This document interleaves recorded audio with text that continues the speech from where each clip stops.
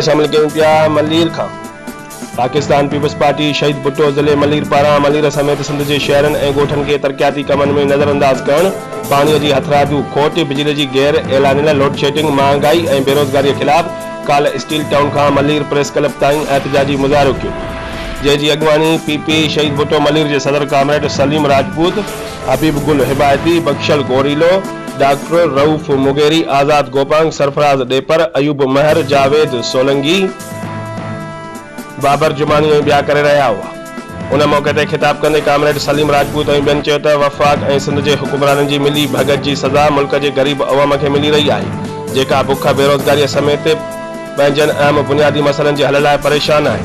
उन्हनि चयो त साज़िश तहत सिंध जो पाणी बंदि करे सिंध जूं ज़मीनूं बंजर बणाए सिंध जी मईशत तबाह कई पई वञे। बुख बेरोज़गारी, महांगाई ऐं बिजली जी लोड शेडिंग अवाम जो जीअण जंजाल बणाए छॾियो आहे।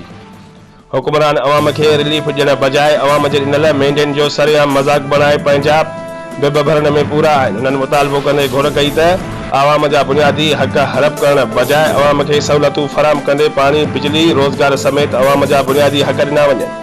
रिपोर्ट करे रहियो आहे मुश्ताक अबोल, बे न्यूज़ मलीर।